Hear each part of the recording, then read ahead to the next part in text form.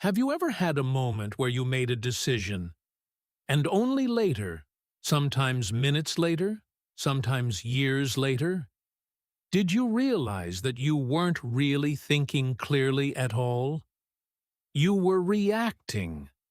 You were following a habit. You were letting an old pattern in your brain make the choice for you, while you sat there believing you were in control. Here's something interesting. Most of us assume that thinking is just something that happens automatically, the way breathing happens automatically. We open our eyes in the morning, and thoughts simply appear. We don't usually stop to ask where those thoughts come from, whether they're accurate or whether they're actually helping us. We just trust them. And that's exactly the problem, because the quality of your life is shaped less by what happens to you and much more by how you process what happens to you. Two people can lose a job, receive criticism, or face a difficult relationship, and walk away with completely different outcomes, not because the situation was different, but because the way their brains handled that situation was different. Welcome back to Code You English, the channel where we grow our English and grow ourselves at the same time. I'm Jason, your host, and today we're going to talk about something that affects absolutely everything else in your life, even though almost nobody teaches it directly in school. How to train your brain to think better.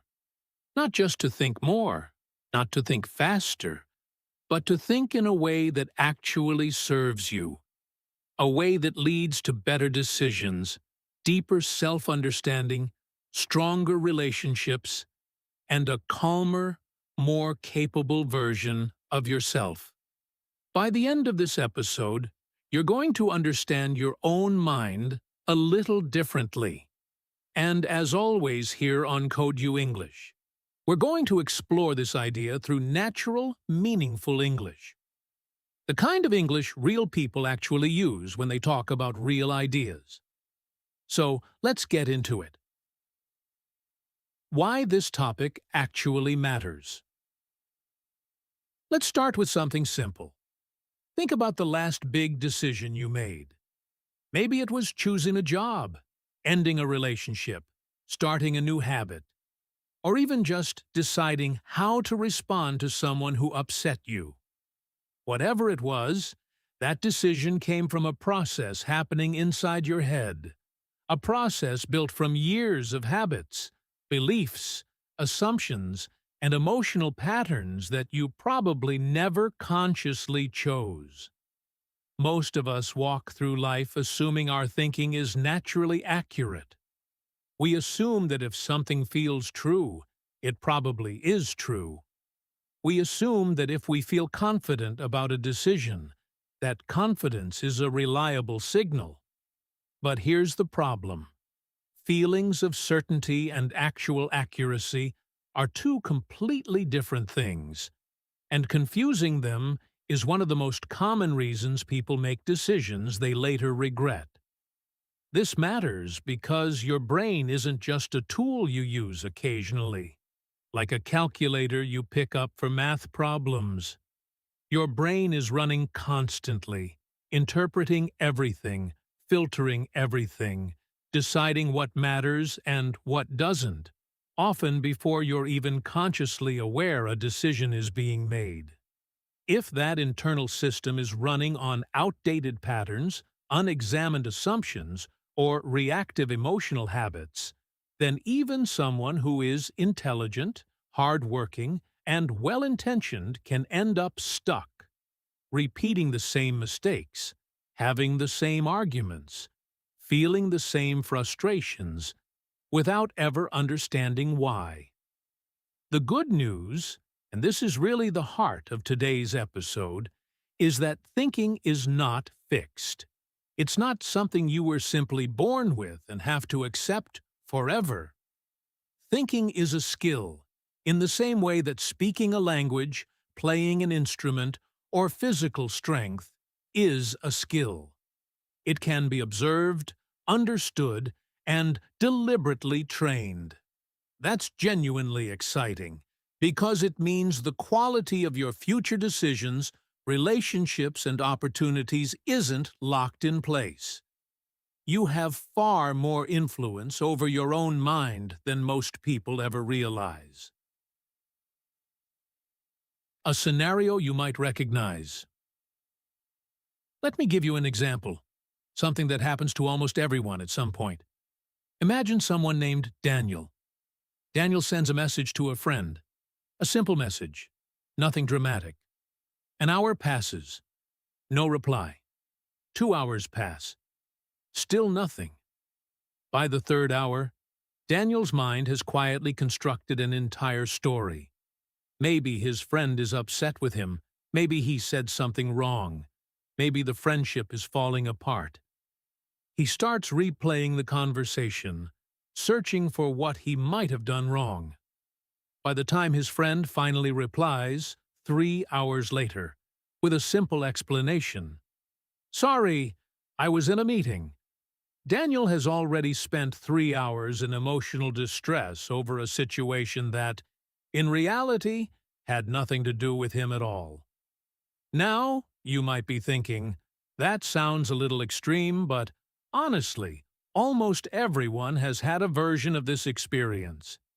Maybe not about a text message specifically, but about a comment from a boss, a look from a partner, a decision from a friend. The event itself was neutral or ambiguous. The suffering came entirely from the interpretation, from the story the brain told about the event, not from the event itself. This is one of the clearest examples of why learning to think better isn't a luxury or an abstract philosophical idea. It has a direct, measurable impact on how much unnecessary stress, conflict, and self-doubt you experience in ordinary daily life. So the question becomes, if our brains are constantly constructing these interpretations, often without our permission, how do we actually get better at this? How do we train the mind to think in a way that's more accurate, more useful, and more peaceful? Let's break this down into several important ideas. Point 1. Your brain runs on mental models, not reality. Here's something interesting that most people never fully appreciate. You don't actually experience reality directly. You experience your brain's interpretation of reality. Your mind is constantly building simplified models of the world, shortcuts, categories, assumptions, because processing every single detail of every situation would be completely overwhelming. This is efficient, and honestly, it's necessary. But it also means that a huge amount of what feels like the truth is really just a mental model built from past experiences, culture, upbringing, and personal history. Think about this for a moment. If you grew up in an environment where mistakes were harshly punished, your brain likely built a model where mistakes equal danger, and that model might still be quietly running today, even in a completely different environment where making a mistake is actually a normal, safe part of learning. You might feel intense anxiety before submitting a piece of work, not because the current situation is actually dangerous, but because an old mental model formed years ago is still shaping your emotional reaction in the present moment. This is why two people can look at the exact same event and respond in totally different ways. Someone receives feedback at work. One person hears it as, "I am not good enough," because their mental model connects feedback with personal failure. Another person hears the same feedback as, "Here's useful information I can use to improve," because their mental model connects feedback with growth. The words spoken were identical. The internal experience was completely different, because the underlying mental model was different. Why does this matter for your personal growth? Because if you never examine your mental models, you end up living according to rules you didn't consciously choose, some of which may have made sense once in a very different context, but no longer serve you now. Training your brain to think better starts with becoming aware that these models exist at all. Recognizing that your immediate reaction to a situation is not necessarily the truth, but rather one possible interpretation, shaped by your own personal history. So here's a reflective question worth sitting with. When you feel a strong emotional reaction to something, anger, anxiety, defensiveness, can you pause and ask yourself, is this reaction actually about what's happening right now? Or is it about an old pattern being triggered? That single question, asked consistently over time, can quietly transform how you experience your entire life. Useful English from this section. Expression. To run on autopilot. Meaning, to do something automatically, without thinking or paying conscious attention. Simple example. By the end of the day, I was so tired that I was basically running on autopilot. Expression. To jump to conclusions. Meaning, to decide something is true too quickly, without enough information or evidence. Simple example. Don't jump to conclusions. Call her first and find out what actually happened. Expression. To shape someone's perspective. Meaning, to influence the way someone sees or understands something. Simple example. Growing up in a small town really shaped his perspective on community and trust. Expression. Deeply ingrained. Meaning, a belief, habit, or pattern that is so established it feels natural and automatic. Simple example. The habit of checking her phone first thing in the morning was deeply ingrained by now. Expression. Utitiyo. To take something at face value. Meaning, to accept something as true or genuine without questioning it further. Simple example. I took his explanation at face value, but later I realized there was more to the story. Point 2. The myth of multitasking and the real cost of a scattered mind. Now, let's look at this from another perspective, because there's a widespread misconception about thinking that quietly damages the quality of most people's decisions every single day. And that misconception is multitasking. So many of us pride ourselves on being able to answer emails while listening to a meeting, or scroll through our phones while having a conversation, or plan tomorrow's schedule while trying to relax tonight. We wear this as a badge of productivity. But here's the problem.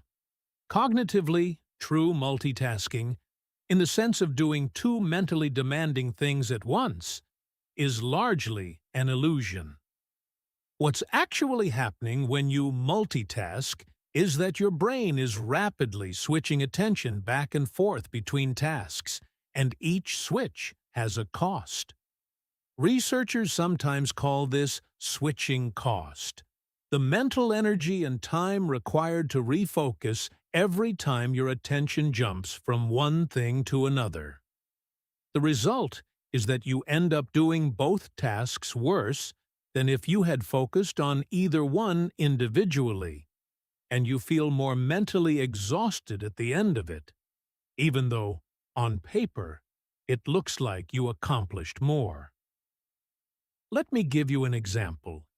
Imagine you're trying to have an important conversation with someone you care about, but you're also glancing at your phone every few minutes. You might believe you're fully present, but your brain is actually splitting its attention. And this has two consequences. First, you genuinely process less of what the other person is saying. You may miss subtle tone, meaning, or emotional cues. Second, and this is something people often don't realize, the other person can usually feel that you're not fully present, even if they can't quite explain why the conversation felt slightly hollow. This matters deeply for thinking better, because deep, high-quality thinking, the kind that solves real problems, generates genuine insight, and produces meaningful decisions, requires sustained, undivided attention. You cannot think deeply in fragments. A brain that is constantly interrupted, constantly switching between notifications, tasks, and stimulation, gradually loses its capacity for sustained focus. The same way a muscle that's never properly used gradually loses strength. This connects directly to personal growth in a very practical way. If your attention is constantly fragmented, you're not just less productive, you're also less self-aware, because self-awareness requires quiet, undistracted reflection. Many people avoid silence and stillness without even realizing it, filling every spare moment with some form of stimulation. And as a result, they rarely give their own mind the space it needs to process emotions, notice patterns, or generate real insight. So here's a question worth asking yourself honestly. When was the last time you sat with your own thoughts, without a screen, without background noise, for even just 10 minutes? Useful English from this section. Expression. To spread yourself thin. Meaning, to try to do too many things at once so that you can't do any of them well. Simple example. Between work, studying, and family responsibilities, she was really spreading herself thin. Expression. To be fully present. Meaning, to give someone or something your complete attention without distraction. Simple example. Even when we only talked for 10 minutes, he was fully present, and I really appreciated that. Expression. A badge of honor. Meaning, something people are proud of, often because it shows hard work or dedication, sometimes used ironically. Simple example. Working late every night became a kind of badge of honor at that company, even though it wasn't healthy. Expression. To lose your train of thought. Meaning, to forget what you were saying or thinking because you were interrupted or distracted. Simple example. Sorry, I completely lost my train of thought. What was I saying? Expression. Undivided attention. Meaning, attention that is focused completely on one thing, without being split between multiple things. Simple example. For once, I gave the report my undivided attention instead of checking my phone every few minutes. Point 3. Thinking about your thinking. The skill of metacognition. Now here's an idea that genuinely changes how people operate once they truly understand it, and it has a slightly technical name: metacognition. But the concept itself is simple. Metacognition means thinking about your own thinking. It's the ability to step back from your immediate thoughts and observe them, almost like watching yourself from a small distance rather than being completely absorbed inside them.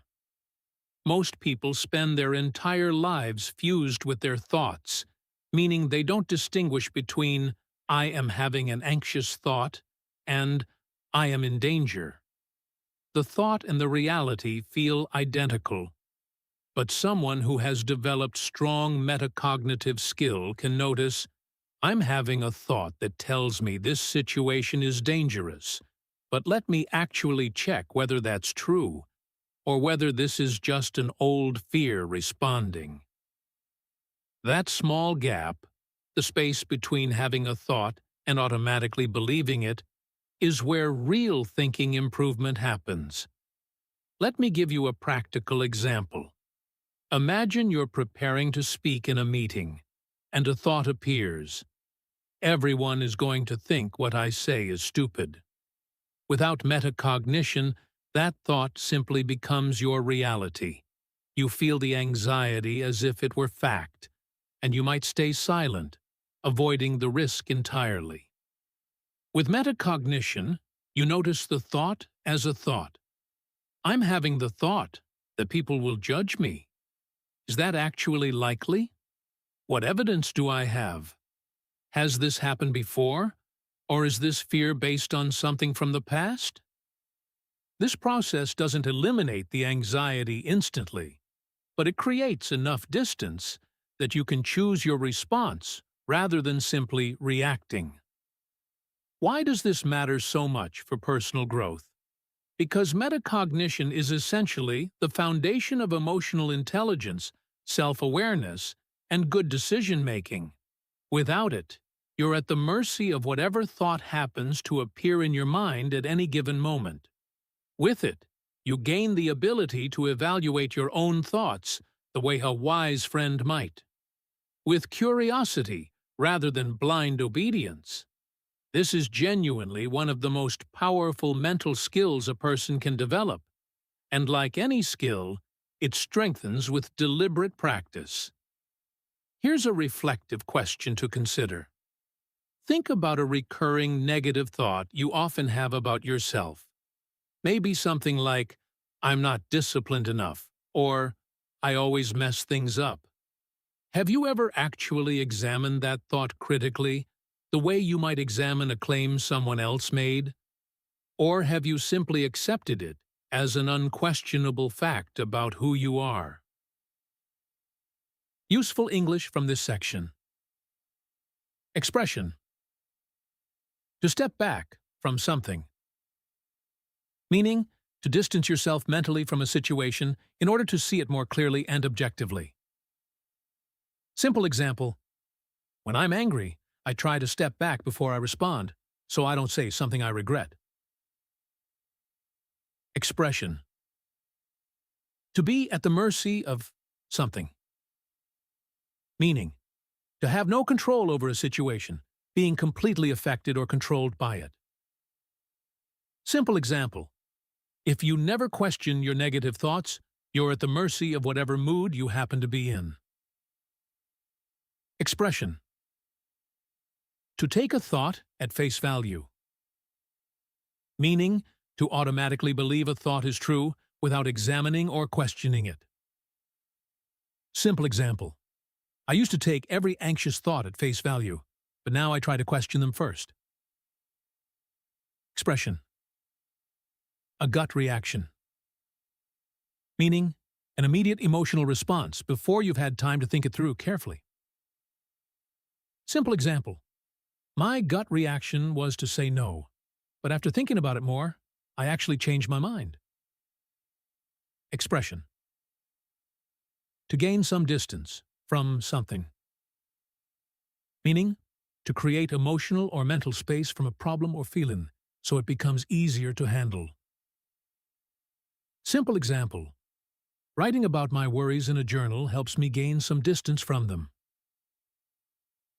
Expression. To question your own assumptions.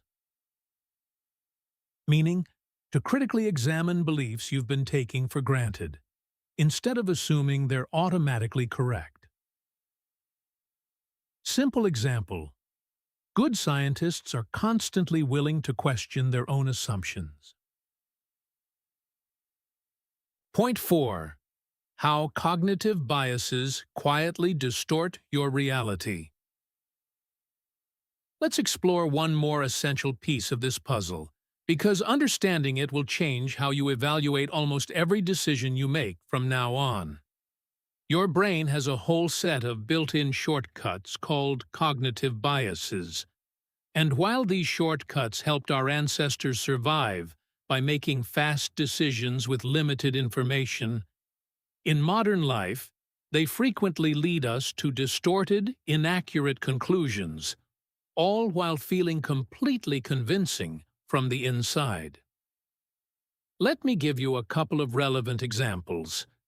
There's something called confirmation bias, which means your brain naturally searches for information that supports what you already believe, while quietly ignoring or dismissing information that contradicts it.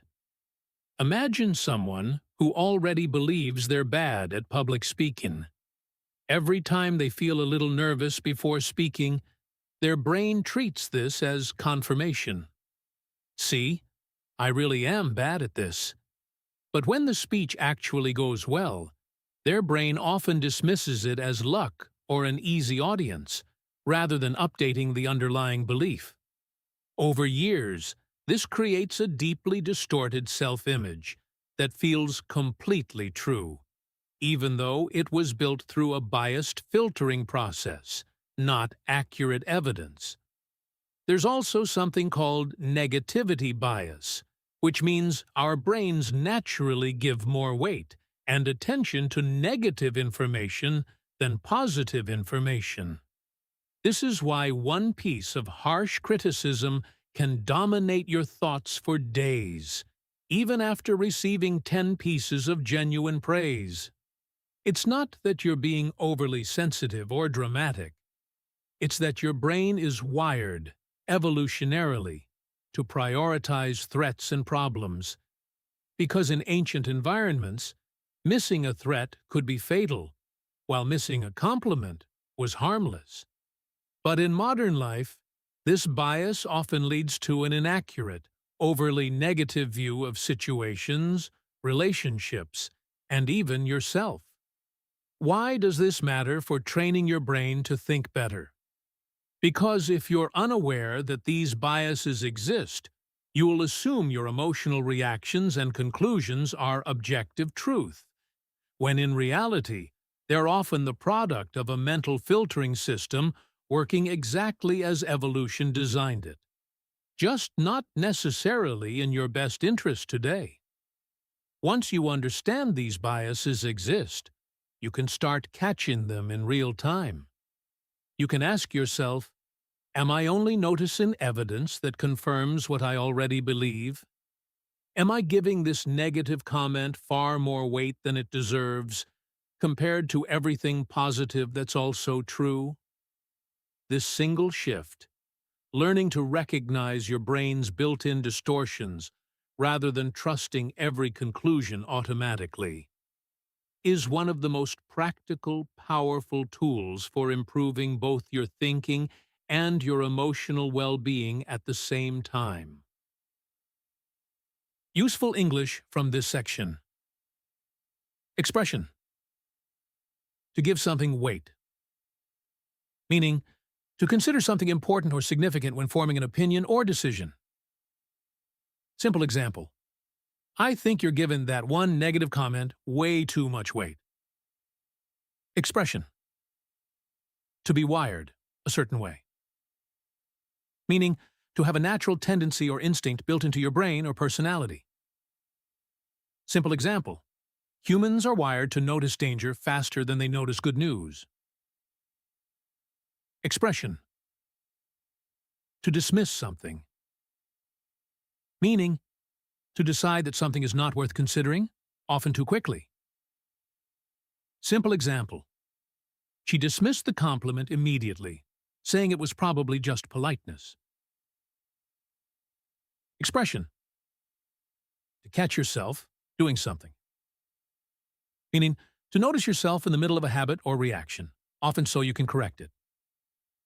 Simple example. I caught myself assuming the worst again, so I stopped and reconsidered. Expression. To distort something. Meaning, to change the way something appears or is understood, making it inaccurate. Simple example. Stress can seriously distort how we interpret other people's intentions. Going deeper. Why does this actually happen? So let's step back for a moment and ask the deeper question, the one that goes beyond simply describing what happens and starts to ask why it happens. Why are human brains built this way in the first place? Why do we default to mental shortcuts, biased interpretations, and automatic reactions rather than clear, accurate reasoning? The honest answer is that your brain was never actually designed for happiness, accuracy, or modern life. It was shaped over an enormous span of time, primarily for survival. A brain that reacted quickly to potential danger, that remembered threats vividly, that formed fast judgments about who was safe and who wasn't, had a significant survival advantage. Speed and caution were more valuable than accuracy and calm reflection. The problem is that we now live in an environment radically different from the one our brains were shaped for, yet we're still running largely the same underlying software. This explains something important. Struggling with racing thoughts, negative self-talk, snap judgments, or emotional reactivity doesn't mean something is broken or wrong with you personally. It means you have a completely normal human brain operating exactly as it evolved to operate, in a world it wasn't specifically built for. This distinction matters enormously because it shifts the entire framing from "something is wrong with me" to "I have an ancient, powerful, but occasionally miscalibrated instrument, and learning to work with it skillfully is simply part of being human." There's also a common misconception worth addressing directly here. Many people believe that thinking better means eliminating emotion entirely, becoming purely logical, almost robotic. But that's not accurate, and honestly, it's not even desirable. Emotions carry genuinely valuable information. They're not the enemy of good thinking. The real goal isn't to suppress emotion, but to develop the capacity to notice emotion, understand what it's telling you, and then choose your response deliberately, rather than being completely controlled by whatever emotional reaction happens to arise first. That's a very different, much more sustainable goal than trying to become emotionless. And here's perhaps the deepest insight of this entire episode. The way you think isn't fixed, but it also doesn't change through willpower alone, or through simply deciding one day to think more positively. Genuine change happens through consistent, repeated practice. Noticing your patterns, questioning them, and gradually building new mental habits, the same slow, patient way you'd build physical strength or learn a new language.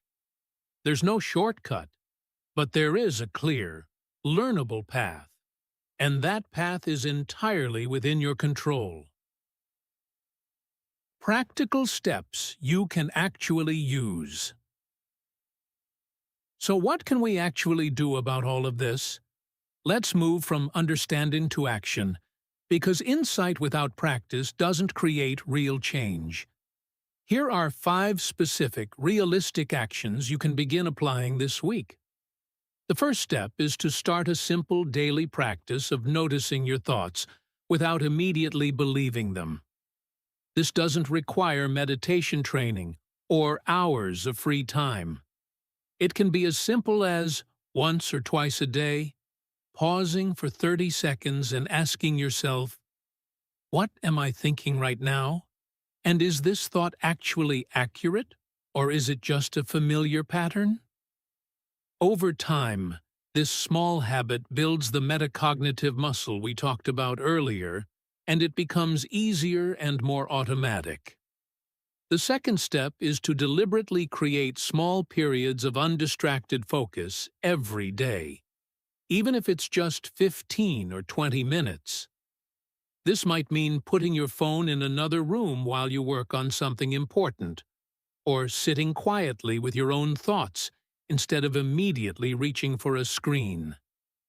The goal isn't perfection, it's training your brain to tolerate stillness and sustained attention again, rebuilding a capacity that constant distraction has gradually worn down.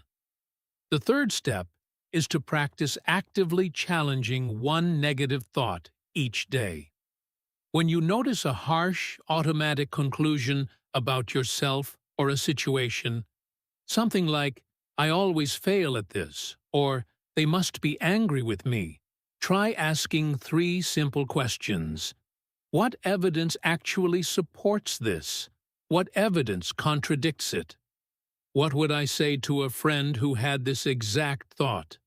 This simple exercise interrupts automatic biased thinking and replaces it with more balanced, accurate reasoning. The fourth step is to keep a short daily record, even just 2 or 3 sentences, reflecting on decisions you made and why you made them. This isn't about journaling your entire day. It's specifically about tracking your thinking process. Over weeks and months, patterns will start to emerge, and you'll begin noticing your own recurring mental habits, both helpful and unhelpful, far more clearly than if you never wrote anything down at all. The fifth step is to consciously expose yourself to different perspectives on a regular basis, reading, listening to, or talking with people whose views genuinely differ from your own. This directly weakens confirmation bias, because you're deliberately introducing information that challenges rather than confirms your existing beliefs. This doesn't mean abandoning your own values, but it does mean staying intellectually flexible, rather than living inside a mental echo chamber that only ever agrees with you. Questions worth sitting with. Before we wrap up today's episode, I want to leave you with a few genuine questions, not to answer immediately, but to carry with you throughout the rest of your day, or even the rest of this week. Where in your life have you been treating a thought as an unquestionable fact, when it might actually just be an old, familiar pattern responding to something new? Where has your attention been so scattered that you haven't given yourself the mental space needed for genuine insight or clarity? And honestly, when was the last time you sat quietly with your own mind, without distraction, simply observing your thoughts rather than immediately reacting to them? These aren't questions with simple, one-time answers. They're questions worth returning to again and again, because your relationship with your own thinking is something you'll be developing for the rest of your life. Bringing it all together. So let's bring everything together. Your brain doesn't show you reality directly.